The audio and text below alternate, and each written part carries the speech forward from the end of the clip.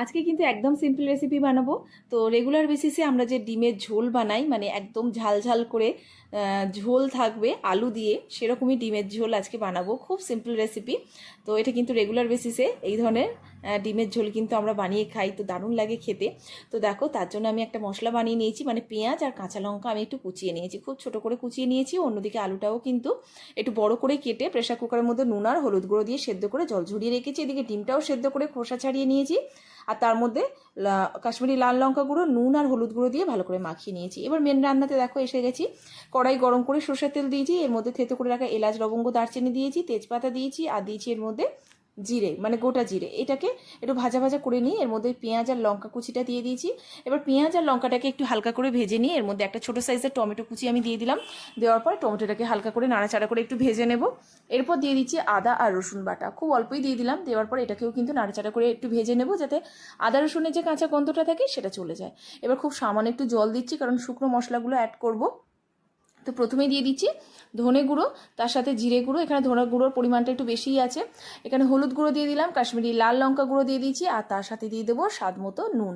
এই সব কিছু মশলা কিন্তু বেশ কিছুক্ষণ কষিয়ে নিতে হবে। খুব ভালো করে মশলাটা কষানো হয়ে গেলে এটার মধ্যে যে ডিমটা নুন হলুদ আর লঙ্কা গুঁড়ো দিয়ে মাখানো, সেটাই কিন্তু দিয়ে দিলাম। আমি কিন্তু ডিমটা আগে থেকে ভাজবো না, এই মশলার সাথেই কিন্তু যতটুকুনি ভাজার সেটাই ভাজবো। খুব সাবধানে ভাজতে হবে যাতে ডিমটা ভেঙে না যায়, এই জন্য আমি কিন্তু গাটা চিড়ে নিইনি।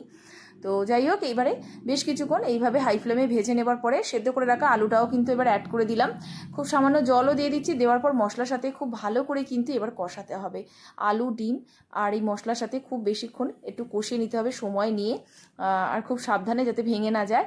এইভাবে কষানোর পর দেখো কালারটা চেঞ্জ হয়ে এসেছে। এটার মধ্যে এবার দিয়ে দেবো গরম জল। তো যেহেতু ঝোল ঝোল বানাচ্ছি, একটু ঝোলের পরিমাণটা, মানে জলের পরিমাণটা বেশিই দিয়ে দেবো।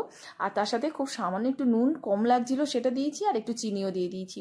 ব্যাস, এটাকে ভালো করে মিশিয়ে নেবো। নেবার পরে এর মধ্যে দিয়ে দেবো কয়েকটা কাঁচা লঙ্কা, যেটা আমি চিড়ে নিয়েছি। তো এটা বেশিক্ষণ সময় লাগবে না, যেহেতু আলুটা আগে থেকে সেদ্ধ করা আছে, রান্নাটা কিন্তু খুব তাড়াতাড়ি হয়ে যাবে।